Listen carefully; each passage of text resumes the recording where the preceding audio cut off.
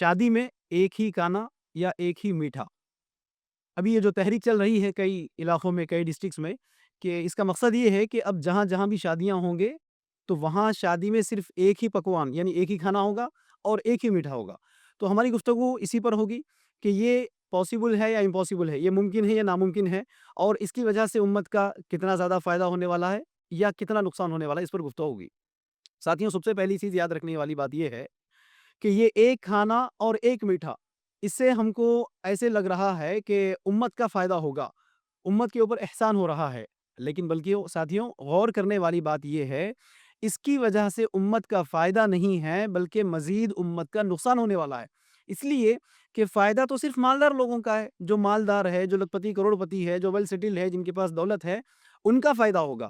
لیکن اس کی وجہ سے مڈل کلاس لوگ، پور کلاس لوگ اور مزید فائنانشلی نقصان میں اٹھائیں گے، اور دینی طور پر آپ دیکھیں گے تو مکمل شریعت کی خلاف ورزی کی جا رہی ہے۔ اس وجہ سے کہ ساتھیوں، پورے اسلامی تاریخ میں صحابہ کی ساری شادیاں دیکھ لو آپ، اللہ کے رسول صلی اللہ علیہ وسلم کے سارے نکاح دیکھ لو، کسی بھی نکاح میں لڑکی کے باپ سے سنگل 1 روپی خرچ کروانے کی کوئی آپ کو دلیل نہیں ملے گی۔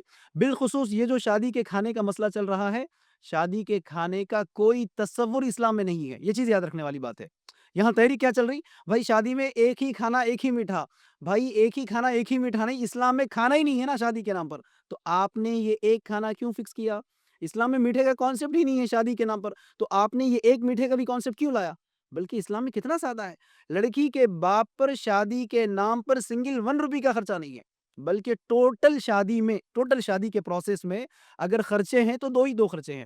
سب سے پہلا خرچہ نقد مہر، دوسرا خرچہ ولیمہ ہے، اور یہ دو خرچوں کی ذمہ داری بھی لڑکے کے پاس ہے، لڑکی کے باپ پر نہیں ہے۔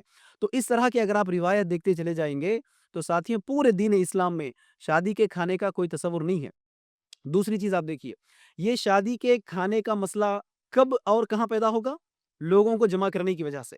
جب آپ لوگوں کو جمع کریں گے تو اب آپ کو وہاں کھانا کھلانا پڑے گا، بلکہ لوگ کہتے بھی ہیں نا، اگر کہیں بھی چھوٹا کلپ سن لیے کہ شادی کا کھانا جائز نہیں ہے اسلام میں، تو فوری لوگ کیا جواب دینے لگتے ہیں کہ بھائی اگر کھانا نہیں کھلائے تو کیا لوگوں کو بھوکا بھیج دینا ہے؟ کیا لوگوں کو بغیر کھانا کھلائے ایسے ہی بھیج دینا ہے؟ تو بھائی سوال یہ ہے، لوگ آتے نہیں ہیں، بلائے جاتے ہیں، تو اب آپ کو بلانے کی اجازت کس نے دی ہے؟ بلانے کا اختیار کس نے دی ہے؟ تو اب یہاں دوسرا مسئلہ غور کرنے کا یہی ہے ساتھیوں، یہ شادی کے کھانے کا مسئلہ کب اور کیوں پیدا ہو رہا ہے؟ لوگوں کو جمع کرنے کی وجہ سے۔ تو آپ کو لوگوں کو جمع کرنے کا کانسیپٹ ہی اسلام میں نہیں ہے نا۔ آپ دیکھ لیجئے، مسئلہ شادی کے کھانے کا ہے، لیکن یہ شادی کا کھانا اور زیادہ سے زیادہ لوگوں کو جمع کرنے میں کتنے زیادہ فتنے ہیں، کتنے زیادہ اخراجات ہیں، یہ آپ خود غور کرتے جائیے۔ سب سے پہلی چیز، چاہے وہ کانسیپٹ ایک کھانا اور ایک میٹھے کا ہی کیوں نہ ہو، اس میں بھی تو خرچے ہیں۔ کیا ہے؟ ویڈنگ کارڈ کا سسٹم تو موجود ہے، ویڈنگ کارڈ تو ہوگا، فنکشن ہال تو ہوگا، شاپنگ، کپڑوں کی شاپنگ تو ہوگی، فنکشن ہال میں ڈیکوریشن تو ہوگا، گولڈ تو ہوگا، لیڈیز کا بیوٹی پارلر میں جا کر میک اپ کروا کر آنا تو ہوگا، ویٹرز کا چارج تو ہوگا، کوکنگ کا چارج تو ہوگا۔ بھئی سارے اخراجات ہیں نا، اتنے سارے اخراجات کے پیچھے لاکھوں کا پیسہ تو لگے گا نا۔ ہاں، مالدار کے لیے جو کم از کم 20 30 لاکھ کی شادیاں کرتے تھے کل تک، اب یہ اگر ایک رول پر عمل کر بھی لے، ویسے تو گارنٹی نہیں ہے مالدار عمل کریں گے، یہ بات یاد رکھیے۔ کیوں؟ اس وجہ سے کہ یہ تحریک کوئی پہلی مرتبہ شروع نہیں کی جا رہی ہے۔ اگر آپ پچھلے 25 30 سال پرانی تاریخ اگر دیکھ لیے تو یہ کئی مرتبہ شروع ہو چکا ہے، کئی مرتبہ کئی علاقوں میں کچھ لوگ جمع ہوئے، متحرک لوگ، اور اس طرح کے فیصلے کیے، لیکن ان قانون کو توڑنے والے کون تھے؟ یہ وہی مالدار تھے، مالدار لوگ تھے جو اس قانون کو توڑ دیے۔ اور اس میں دلچسپ بات غور کرنے کی یہی ہے کہ جب مالدار یہ قانون توڑتا ہے تو یہ جو لوگ بیٹھ کر رول بنائے تھے وہی لوگ جا کر پہلے دستر پر کھانا کھا کر آتے ہیں۔ یہ ہوا ہے کئی مرتبہ۔ تو ساتھیوں، غور کرنے کی بات کیا ہے، اس طرح کی تحریک سے فائدہ نہیں بلکہ نقصان ہوگا۔ نقصان اس طرح سے کہ جیسے میں نے یہ تمام چیزیں گنائی ہے، ویڈنگ کارڈ کا کیوں نہ ہو، فنکشن ہال کیوں نہ ہو، کپڑوں کی شاپنگ کیوں نہ ہو، پھولوں کا ہار کیوں نہ ہو، ڈیکوریشن کیوں نہ ہو، ویٹرز کا چارج کیوں نہ ہو، کوکنگ کرنے والوں کا چارج کیوں نہ ہو، اس سے ہٹ کر اور کتنے چارج نہیں ہوتے شادی کے نام پر؟ بھائی وہ سارے اخراجات تو ہیں نا لڑکی کے باپ پر، یہ سارے خرچے تو ہیں نا۔ تو اب اس میں صرف مالدار ہے جو خوش نصیب ہے، لیکن مڈل کلاس والا کیا کرے گا؟ پھر وہ 4 5 لاکھ روپے تو ہوں گے اس کے لیے بھی، اس کو وہ 4 5 لاکھ روپے کے لیے وہ کہیں نہ کہیں خرچ کرے گا سود پر، یا کوئی جائیداد بیچے گا، کوئی کاروبار بیچے گا، کوئی فلاٹ بیچے گا، کچھ بھی نہیں ہوا، اپنی بیوی کا زیور بیچ کر اپنی بچی کی شادی کرے گا۔ آپ نہیں دیکھ رہے واقعات شادیوں میں؟ تو اب یہاں کہاں فائدہ ہوا؟ پور کلاس، آپ پور کلاس لوگوں کا دیکھ لیجئے، ان کے پاس نہ کوئی پراپرٹی ہوتی ہے بیچنے کے لیے اور نہ ان کو کوئی قرضہ دیتا ہے۔ وہ لوگ کیا کرتے؟ مسجدوں میں جا کر چندے نہیں کرتے، این جی اوز کے پاس جا کر چندے نہیں کرتے۔ کتنی جگہ آپ نے اعلانات نہیں سنے، بھائی غریب بچی کی شادی کرنا ہے تھوڑا چندہ دے کر آؤ۔ مسجد میں آپ نے نہیں سنا امام صاحب کتنی مرتبہ اعلان نہیں کیے، غریب بچی کی شادی ہے، چلتے چلتے مدد کرتے چلے جائیے۔ تو اب یہاں آپ کے ایک کھانے اور ایک میٹھے کے کانسیپٹ کی وجہ سے امت کا فائدہ نہیں ہو رہا ہے بلکہ مزید نقصان ہو رہا ہے۔ نقصان اس وجہ سے کہ اسلام میں لڑکی کے باپ پر شادی کے کھانے کا کانسیپٹ ہی نہیں ہے۔ ہونا تو یہ چاہیے تھا کہ ایک کھانا ایک میٹھا کے بجائے یہ کرتے کہ شادی کے نام پر کوئی کھانا نہیں ہے، شادی کے نام پر کوئی پارٹی نہیں ہے لڑکی کے باپ پر، شادی کے نام پر لڑکی کے باپ پر سنگل 1 روپی کا خرچہ نہیں ہوگا، بلکہ جہاں رشتہ دیکھا جائے گا، جہاں لڑکا لڑکی ایک دوسرے کو پسند کریں گے اسی وقت نکاح ہوگا۔ یہ کانسیپٹ کرنا چاہیے تھا۔ لڑکا لڑکی جیسے آپس میں ایک دوسرے کو پسند کر لیے تو اسی وقت نکاح کرنا ہے۔ ودائی یا ولیمہ، ولیمہ کب ہوگا، ودائی کب ہوگی، یہ آپس میں دو لوگ طے کر لیں گے۔ لیکن ساتھیوں اس چیز کو چھوڑ کر صرف ایک شادی ایک میٹھے کی وجہ سے لوگوں کا نقصان ہوگا۔ دوسری چیز جیسے میں نے واضح کیا، شادی کا کھانا زیادہ لوگوں کو جمع کرنے کی وجہ سے پورے تاریخ اسلام میں آپ دیکھ لیجئے لوگوں کو جمع کرنے کا کانسیپٹ نہیں ہے۔ استاد الاساتذہ شیخ انیس الرحمن مدنی حفظہ اللہ کا قول ہے، ویڈیو یوٹیوب پر دیکھ لیجئے آپ، انہوں نے یہاں تک کہا کہ گھر گھر جا کر لوگوں کو شادی کی دعوت دینا اسلام میں نہیں ہے۔ کسی نے رسول اللہ صلی اللہ علیہ وسلم کو اپنی بیٹی کی شادی کی دعوت نہیں دی ہے تو کیا پتا چل رہا ہے؟ یہ جو ہمارے پاس ایک ٹرینڈ چل رہا ہے کہ دعوت کرنا تو لوگوں کو جمع کرنا، اہل خانہ کو بلانا، رشتہ داروں کو بلانا، پورے لوگوں کو جمع کرنا، یہ کانسیپٹ اسلام کا کانسیپٹ نہیں ہے ساتھیوں۔ یہ دوسری چیز یاد رکھنا ہے۔ تیسری چیز کیا ہے؟ قانون شادی کے کھانے کے اوپر بن رہا ہے۔ ہونا تو یہ چاہیے تھا شادی کے کھانے پہ نہیں، ولیمے کے اوپر پابندی لگتی، اس لیے کہ اسلام میں شادی کے کھانے کا کانسیپٹ ہی نہیں ہے نا۔ اگر کانسیپٹ ہوتا تو چلو اس کے اوپر کچھ پابندی لگتی، کانسیپٹ ہی نہیں ہے تو اس کے اوپر کیوں بات ہو رہی؟ کانسیپٹ ولیمے کا ہے اسلام میں، ولیمے کی اجازت ہے، ولیمے کی گنجائش ہے، لیکن اس اجازت کو، اس گنجائش کو بھی لوگ ابھی کیا کیے ہیں؟ میٹر آف پریسٹیج بنا دیے ہیں، اپنا وقار کا ایک سبب بنا دیے ہیں۔ حالانکہ ولیمہ مختصر کیا جا سکتا ہے، ولیمے کو مختصر کر کے وہ پیسہ امت کے لیے خرچ کیا جا سکتا تھا، وہ پیسہ دین کی نشر و اشاعت کے لیے خرچ کیا جا سکتا تھا، وہ پیسہ غریب یتیم ان لوگوں کے لیے استعمال کیا جا سکتا تھا۔ لیکن آپ نہیں دیکھ رہے آج ولیمے کے نام پر ہزاروں میں لوگوں کو جمع کرنا، ولیمے کے نام پر بھی کئی قسم کے ڈشز پکانا، ولیمے کے نام پر ہزاروں لاکھوں میں ڈیکوریشنز کرنا، ولیمے کے نام پر لاکھوں میں شاپنگز کرنا، آپ نہیں دیکھ رہے؟ بھئی پابندی ولیمے کے اوپر لگتی تو بہتر تھا نا۔ حالانکہ اگر ولیمے میں ایک کھانا ایک میٹھا لگاتے تو وہاں لیکس آف روپیز سیو ہوتے تھے، لیکن اس کے اوپر پابندی نہیں ہے۔ تو میں یہاں مسجد ابو عبیدہ بن جرہ کولی لائن کتا گڑم سے آج یہی پیغام ان تمام علاقے والوں کو، ان تمام ڈسٹرکٹس والوں کو یہی دینا چاہتا ہوں کہ یہ جو بھی نعرے لگ رہے ہیں شادی میں ایک ہی کھانا ایک ہی میٹھا، یہ اسلامی کانسیپٹ نہیں ہے ساتھیوں، اسلام میں کھانے کا تصور ہی نہیں ہے۔ دوسری چیز، بلکہ یہ اعلان لگاؤ اب سے شادی میں کوئی کھانا نہیں ہوگا۔ دوسرا اعلان یہ لگاؤ کہ لارج نمبر آف گیدرنگ نہیں ہوگی، زیادہ سے زیادہ لوگوں کو نہیں جمع کیا جائے گا۔ بھائی ہم کو تو سوچنا چاہیے تھا، اسلام میں لارج نمبر آف گیدرنگ نہیں ہے، جبکہ یہ چیز آپ کے سی ایم کیسیئر صاحب نے کر کے دکھایا دیا نا کرونا کے ٹائم میں۔ ادھر لڑکی والوں کے 20، لڑکے والوں کے 20 سے زیادہ زائد ہو رہے تھے تو کیسز بک ہو رہے تھے، تو وہاں ثبوت ہوا 500,000 لوگوں کے درمیان میں جو شادیاں ہو رہی تھی 2019 سے پہلے، لیکن کرونا کے ٹائم میں ثابت ہوا کہ 20-40 لوگوں کے درمیان بھی شادی کی جا سکتی ہے۔ آپ کا اسلام بھی یہی پیغام دے رہا ہے، جمع غفیر زیادہ سے زیادہ لوگوں کو جمع کرنا نہیں ہے۔ تیسرا پیغام، یہ پابندی ولیمے کے اوپر لگاؤ۔ ولیموں میں لاکھوں میں خرچہ کیا جا رہا ہے، جو مالدار ہے وہ تو کروڑوں میں پیسہ خرچ کر کے اپنے مال کی نمائش کر رہا ہے، لیکن ان کو دیکھ کر پھر مڈل کلاس لوگ کیا کر رہے؟ قرضے لا کر شادیاں نہیں کر رہے، قرضے لا کر ولیمے نہیں کر رہے، کاروبار جائیداد پراپرٹیز فلاٹس بیچ کر ولیمے نہیں کر رہے۔ اور تو حد یہ ہو گئی ہے کہ کئی ڈسٹرکٹس میں ولیمہ کرنے کے لیے بھی لڑکی کے باپ سے پیسہ وصول کیا جاتا ہے، ولیمہ کرنے کے لیے لڑکی والا پیسہ دیتا ہے، لڑکی والوں کے پاس پیسے وصول کیے جاتے ہیں۔ تو پابندی ولیمے کے اوپر لگاؤ، چونکہ اسلام میں ولیمے کی بھی شرائط ہے۔ مالدار کے پاس اگر پیسہ ہے تو وہ ولیمہ کرے ان 3 شرائط کی بنیاد پر۔ اس ولیمے میں دکھاوا نہ ہو، ریاکاری نہ ہو، شو آف نہ ہو، اس ولیمے میں اسراف نہ ہو، اس ولیمے میں تبذیر نہ ہو، اس ولیمے میں غریبوں کو بلائے بغیر مالداروں کو نہ بلایا جائے۔ اللہ کے رسول کی کتنی پیاری حدیث ہے، وہ ولیمے کا کھانا بدترین کھانا ہے جس ولیمے میں مالدار کو بلایا جاتا ہے اور غریب کو نہیں بلایا جاتا ہے۔ ان اصولوں کو مد نظر رکھتے ہوئے اصول اور پابندی تو ولیمے کے اوپر رکھنا چاہیے۔ چوتھی اہم چیز ساتھیوں، یہ جو بھی رول پاس ہوا ہے کسی بھی علاقے سے، اس میں جہیز کا دور دور تک کوئی کانسیپٹ نہیں ہے جہیز کا۔ آپ دیکھ لیجئے، حالانکہ اس وقت جہیز ڈیمانڈ کرنے والوں کی تعداد بہت کم ہے، بہت کم لوگ ڈیمانڈ کرتے ہیں، لیکن بائی ڈیفالٹ خوشی سے والا معاملہ ہر گھر پہ چل رہا ہے، ہر گھر میں خوشی والا معاملہ چل رہا ہے۔ بھئی ہمیں کچھ بھی نہیں چاہیے، جو کچھ دینا ہے آپ کی بچی کو دے دینا۔ جتنے لڑکے والوں نے جہیز وصول کر لیا ہے، آپ جا کر ان کو بھی پوچھئے، بھئی آپ کو پتا تھا لڑکی کے باپ سے آپ نے کیوں پلنگ فرنیچر وصول کیا ہے؟ آپ نے کیوں لڑکی والوں سے پیسہ وصول کیا ہے؟ آپ کیوں لڑکی والوں کے پاس سے پلسر گاڑی وصول کیے ہیں؟ کیا جواب آئے گا؟ بھئی وہ ان کی خوشی تھی، وہ لوگ خوشی سے دے دیے، ہم ڈیمانڈ نہیں کریں، ان کی خوشی سے دیے۔ اس کا مطلب اب جہیز دو قسم کا ہوا، ایک ہے ڈیمانڈ والا، مطالبے والا، اور ایک خوشی والا۔ ساتھیوں، حالانکہ کئی علماء کے فتاوی بھی آ چکے ہیں آج کہ اگر جہیز ڈیمانڈ کیا جائے تو حرام ہے، خوشی سے دیا جائے تو جائز ہے۔ اس کی وجہ سے نقصان پھر وہی مڈل کلاس اور پلور کلاس والوں کا ہو رہا ہے۔ کیوں؟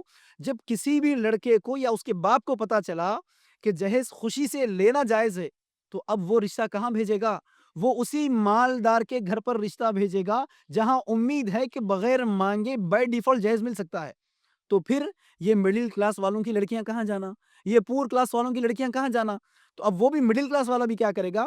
پیسہ وصول کرے گا، چاہے قرضہ کر کے کیوں نہ ہو، سود پر پیسے لا کر کیوں نہ ہو، اپنا گھر گروی پر رکھ کر کیوں نہ ہو، اپنے کوئی کھیت بیچ کر کیوں نہ ہو، یا اپنی بیوی کا سونا بیچ کر کیوں نہ ہو، یا مسجدوں میں چندے کر کر کے، لوگوں میں خیرات مانگ کر، بھیک مانگ کر بھی پیسہ جمع کرتا ہے، لیکن وہ بھی الفاظ کیا ادا کرتا ہے؟ بھائی میں بھی خوشی سے کر رہا ہوں، حالانکہ وہ خوشی سے نہیں کر رہا ہے، اس کو خوشی کے نام کے پیچھے کتنی قربانیاں دینی پڑی ہے۔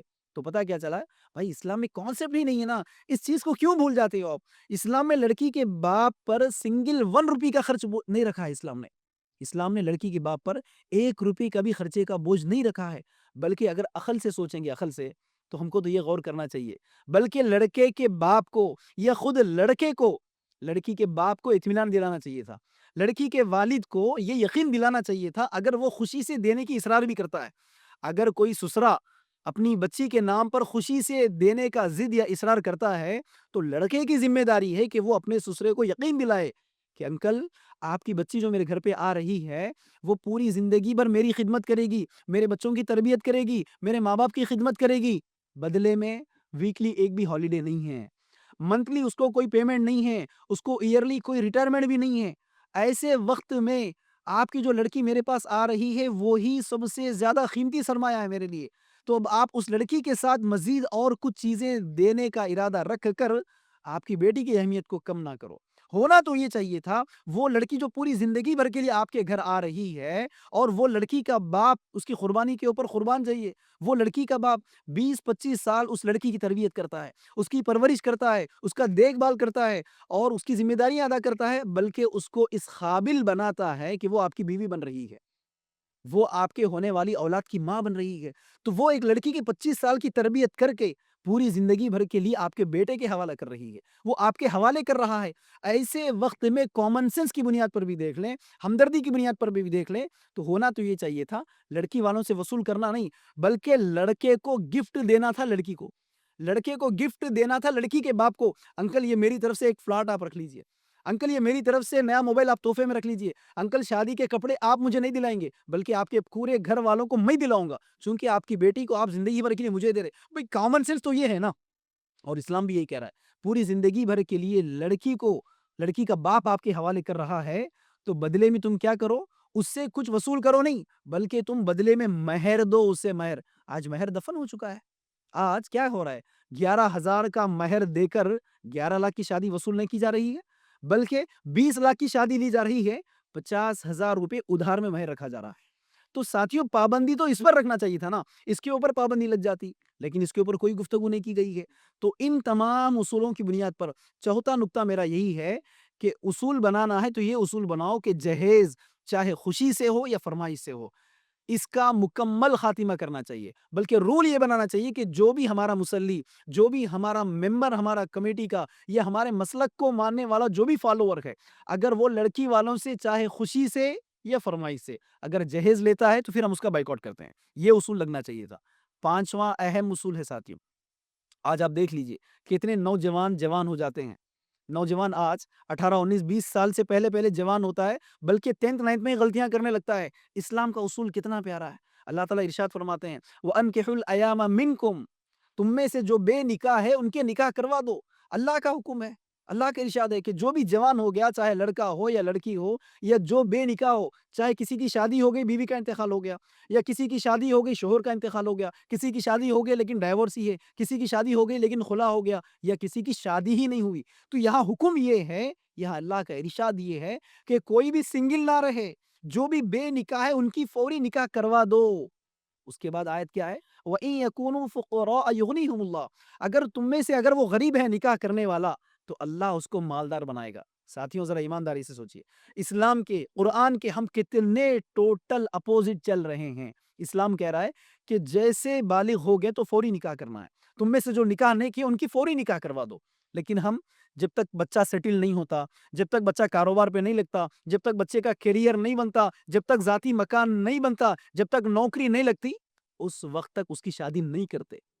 میں کیا بتاؤں آپ کو، دیکھنے والے ناظرین میں کئی خواتین بھی ہیں، اس وجہ سے شرم سے کئی باتیں میں نہیں کہہ پا رہا ہوں، ورنہ اس بچے کے کیریئر سیٹ ہونے میں کتنے زنا ہو جاتے، اس بچے کا کاروبار سیٹ ہو جانے میں کتنے گرل فرینڈز کو وہ چینج کرتا ہے، اس بچے کی کامیابی ہونے میں، اس بچہ اپنے پروفیشن میں ترقی حاصل کرنے میں یا ذاتی مکان لگنے میں وہ کتنے گناہ کرنے لگتا ہے۔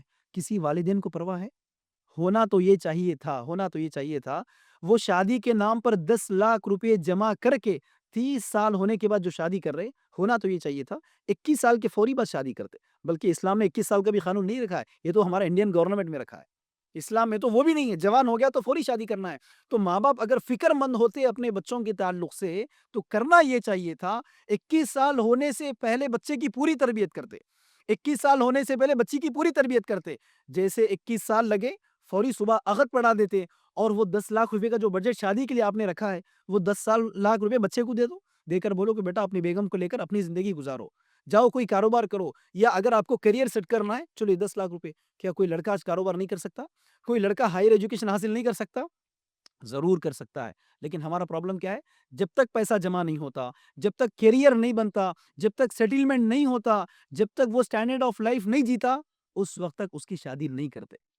تو 5واں اصول ساتھیوں یہ بننا چاہیے کہ لڑکا بالغ ہونے کے بعد، یا انڈین گورنمنٹ کے رول پر دیکھنا ہے تو 21 سال ہونے کے فوری بعد نکاح کر دو اس کی، تو کم از کم کئی گنا بالخصوص زنا سے ہمارے نوجوانوں کو بچا سکیں گے۔ یہی مسئلہ عورتوں میں بھی ہے، جوان ہونے کے فوری بعد اگر لڑکیوں کی شادیاں کرتے تو کئی مسائل حل ہوتے تھے، لیکن ہائر ایجوکیشن کے نام پر لڑکیوں کی 30 سال پار ہو جا رہے، پھر میچنگ کے نام پر کئی سال ضائع ہو جا رہے، اسی کی وجہ سے دیکھو شادی کے بعد امبیلنس ہونے کی وجہ سے کتنے جھگڑے۔ تو اسی لیے قانون یہ بناؤ کہ لڑکا بالغ ہونے کے فوری بعد اس کا نکاح کیا جائے۔ اور آخری نکتہ ساتھیوں، اگر کم از کم کاش ہم اس نکتے پر عمل کر لیتے تو یہ غیر مسلمانوں کو اسلام میں لانے کے لیے ہم بہترین مثال قائم کر سکتے۔ ساتھیوں ایمانداری سے بتائیے، آپ کا ایک کلام ہے، کیا ہے؟ ہمارے دین اسلام کے اندر سر کے بال کاٹنے سے لے کر ناخن کے بال کاٹنے تک کے آداب ہے۔ ہم خود شان سے بتاتے نا بھائی اسلام میں پورے تعلیمات ہے، زندگی گزارنے کے پورے تعلیمات ہے، تو کیا آپ کے اس اسلام میں گھریلو جھگڑوں کا حل نہیں ہے؟ آپ کے اس اسلام میں خاندانی جھگڑوں کا حل نہیں ہے؟ آپ کے اس اسلام میں میاں بیوی کے مسائل حل کرنے کا کوئی اصول نہیں ہے؟ ہونا تو یہ اصول بننا چاہیے تھا کہ آج کے بعد ہمارا کوئی مصلی، ہمارا کوئی ممبر، ہمارے مسلک کا کوئی فالوور اپنے گھروں کے جھگڑوں کو پولیس اسٹیشن یا کورٹ پر لے کر نہ جائے، بلکہ اپنے اپنے مسجدوں میں اپنے اپنے علماء سے رجوع کر لے۔ یہ ہونا چاہیے۔ ساتھیوں کتنی شرم کی بات ہے، ہم مسلمان ہیں، ہماری بیویوں کو برقعوں میں رکھ کر ہم کافروں کے پاس بھیجتے ہیں، نہیں دیکھ رہے آپ؟ ہمارے آج مسلمانوں کے گھریلو مسائل حل کرنے والا کون ہے؟ ریڈی ہے، راؤ ہے، مشرا جی صاحب ہے، شرما جی صاحب ہے، نہیں دیکھ رہے آپ؟ یہ تو شرم کی بات ہے مسلمانوں کے لیے، جو تم اتنا سینہ تان کر کہتے ہو کہ ہمارے اسلام میں پورے زندگی گزارنے کا طریقہ ہے، تو کیا ہو گیا پھر؟ آپ کے گھریلو مسائل کا حل نہیں ہے؟ 100% حل ہے، لیکن ہم مسجدوں کی طرف رجوع کرنا نہیں چاہتے ہمارے گھریلو مسائل، ہم ہمارے علماء کی طرف رجوع کرنا نہیں چاہتے ہمارے گھریلو مسائل کے لیے۔ اس کے نتیجے میں کیا ہو رہا ہے؟ کتنی ہماری بہنیں ہیں جو لائرز اور پولیس میں یوز ہو رہی ہے، نہیں دیکھ رہے آپ؟ اسی لیے ساتھیوں اگر اسلام کو بچانا ہے، اگر مسلمانوں کو بچانا ہے، مسلمانوں کو ذلت سے بچانا ہے، اکنامیکل ایفیکٹ سے بچانا ہے، تو قانون ایسے بناؤ، رول یہ بناؤ کہ کوئی مسلمان چاہے کسی بھی مسجد کمیٹی کا مصلی ہو، کسی بھی مسلک کو ماننے والا ہو، وہ اپنے گھریلو مسائل کے حل کے لیے، چاہے جھگڑے میاں بیوی کے ہو، چاہے وہ گھریلو وراثت کے مسائل ہو، وہ سگے دو بھائیوں کے مسئلے ہو، چاہے وہ جماعتوں کے مسئلے ہو، دو پارٹنر کے مسئلے ہو، جھگڑا اگر مسلمان کا ہے، وہ اپنے مسائل کا حل اپنے مسجدوں میں، وہ مسائل کا حل اپنے علماء کے ساتھ، وہ اپنے مسائل کا حل اپنے مسلمان رہنما لیڈروں کے پاس جا کر مسئلے حل کر لے گا، نہ کہ پولیس اسٹیشن اور کورٹ کچہری۔ اور جو بھی ہمارا ممبر یہ 5 اصولوں کو نہیں مانے گا تو پھر ہم اس کا بائیکاٹ کرتے ہیں، یہ ہونا چاہیے۔ آپ جب تک بائیکاٹ نہیں کریں گے ایسے لوگوں کا تو پھر بھائی ان کو کیسے پتا چلے گا ان کی غلطی ہو رہی ہے؟ تو ساتھیوں، ان تمام گفتگو کے ساتھ خلاصے طور پر میں یہی عرض کرنا چاہتا ہوں، ایک کھانا ایک میٹھے کی وجہ سے امت کا فائدہ نہیں ہے بلکہ نقصان ہے۔ اس کی تفصیل کے لیے آج ہی جمعہ کا جو خطبہ مکمل 1 گھنٹے کا مسجد ابو عبیدہ بن جرہ میں خطاب کیا گیا ہے، انشاءاللہ بہت جلد آپ کو سوشیو ریفارم سوسائٹی کی یوٹیوب چینل پر اپلوڈ کیا جائے گا۔ آپ اس کے اوپر 1 گھنٹے میں سارے تفصیلات دیکھ پائیں گے، لیکن سویٹ اینڈ شارٹ میں بتانا یہی ہے، اصول بنانا ہے تو میں سارے قوم کے لیڈروں سے، مساجد کے کمیٹی کے سارے ذمہ داروں سے، تمام علماء سے اور قوم کے ذمہ داروں سے یہی گزارش کروں گا، اگر آپ کو رول بنانا ہے تو رول ایسے بناؤ کہ شادی میں لڑکی کے باپ پر سنگل 1 روپے کا خرچہ نہیں ہوگا، شادی کا کھانا نہیں ہوگا، بلکہ جب لڑکی کو رشتہ دیکھنے کے لیے چلے جاتے اسی وقت شادی کر لو، اسی وقت نکاح کر لو، بعد میں اپنے سہولت کے حساب سے ودا کرنا ہے نہیں کرنا ہے آپس میں طے کر لینا ہے، یہ شرط بناؤ۔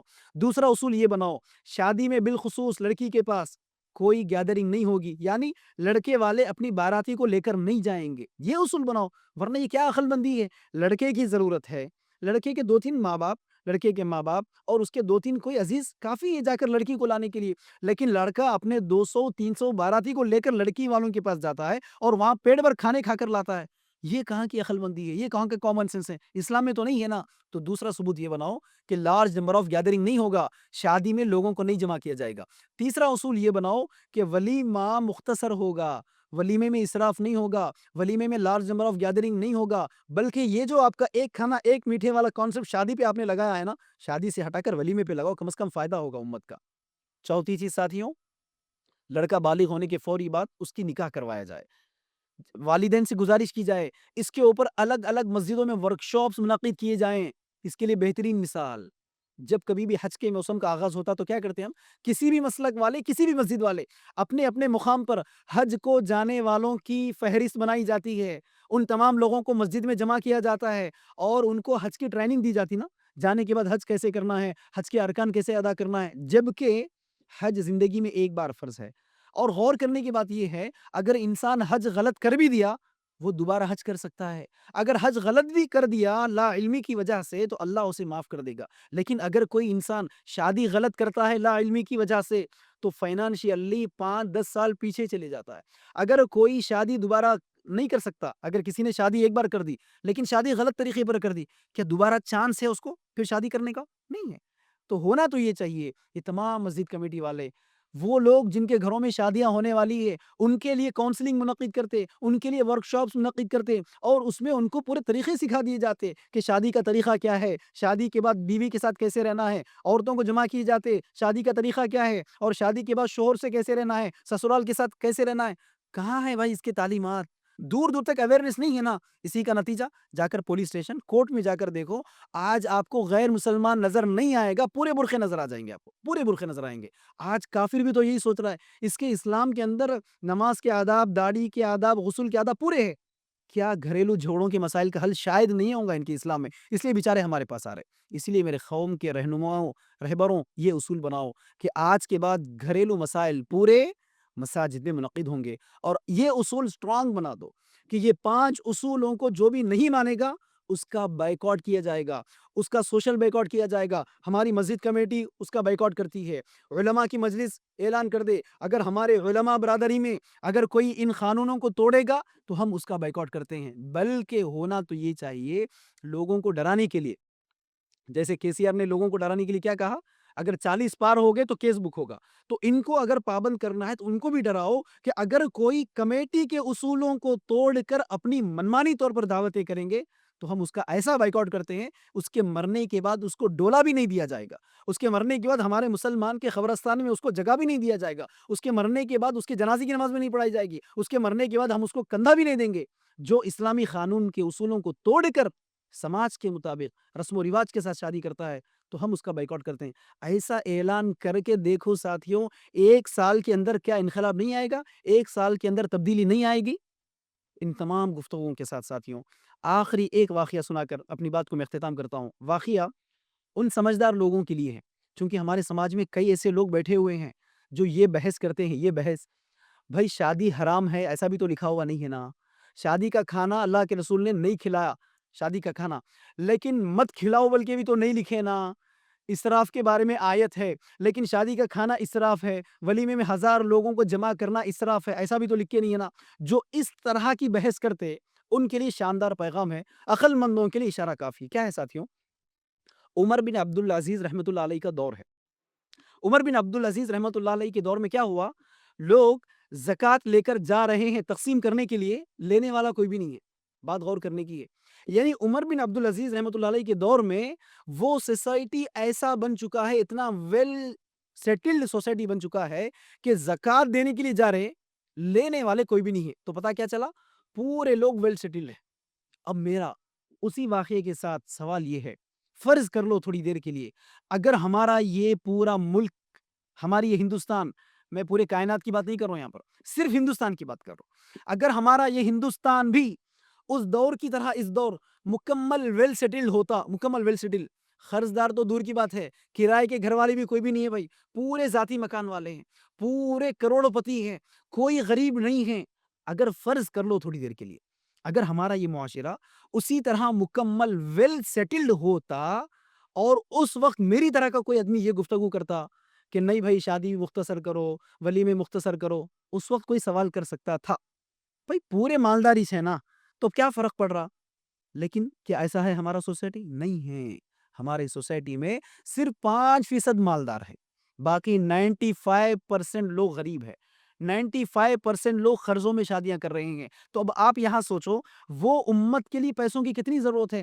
اگر یہ پیسہ ہمارے مسجدوں کے لیے مل جائے کیا ہمارے مساجد کامیاب نہیں ہوتے؟ اگر یہ پیسہ جو شادیوں میں اسراف کیا جا رہا ہے، اگر وہ پیسہ ہمارے علماء کے لیے لگا دیے جائے تو کیا دین کا کام اور آگے نہیں بڑھتا؟ اگر یہ پیسہ ہمارے مدارس کے اوپر لگا دیے جاتے تو کیا ہمارے مدارس کے اندر کام اور تیزی کے ساتھ نہیں بڑھتا؟ اگر یہی پیسہ ہمارے NGOs، ہمارے اداروں کے اوپر لگا دیے جاتے تو اداروں کے ذریعے سے امت کی ترقی کا کام نہیں چلتا تھا؟ اگر یہی پیسہ ویلفیئر ایکٹیویٹیز کرنے والے اداروں کو ملتے تو کیا وہ امت کی تقدیر نہیں بدل سکتے تھے؟ آپ کو قدم قدم پر پیسوں کی ضرورت ہے، یہاں امت کو اتنا پیسوں کی ضرورت ہے تو یہاں امت کے اوپر پیسہ خرچ کرنے کے بجائے، امت کے اوپر مال خرچ کرنے کے بجائے ایک آدمی اس ضد کے اوپر بیٹھا ہوا ہے کہ نہیں بھائی میری بچی میری خوشی، اور انہیں لاکھوں میں خرچہ کرتا ہے، تو کیا ایسے لوگوں کی شادی میں شرکت کرنا چاہیے؟ ایسے لوگوں کی دعوتیں شرکت کرنا چاہیے؟ ایسے لوگوں کی دعوتوں میں جا کر مبارکبادی دینا چاہیے؟ بلکہ ساتھیوں ایسے لوگوں کا سوشل بیک آؤٹ کرنا چاہیے۔ تو یہیں سے میں اپنی بات کو ختم کرتے ہوئے اللہ رب العالمین سے دعا کرتا ہوں، اے پروردگارہ جو کچھ کہا اور سنا گیا ہے کہنے اور سننے والوں کو ان تمام باتوں پر عمل کرنے کی توفیق عطا فرما، اور جو کوئی بھی اس عنوان سے متعلق تفصیلات جاننا چاہتے ہیں تو ہمارا ادارہ سوشیو ریفارم سوسائٹی کے نام سے جو حیدرآباد میں قائم ہے، آپ بس یوٹیوب پر بھی چلے جائیے، سوشیو ریفارم سوسائٹی یا ڈاکٹر علیم خان فلکی یا عبدالباری حسینی ٹائپ کر دیں، آپ کو شادی بیاہ سے متعلق سینکڑوں کی تعداد میں ویڈیوز ملیں گے۔ وآخر دعوانا ان الحمدللہ رب العالمین۔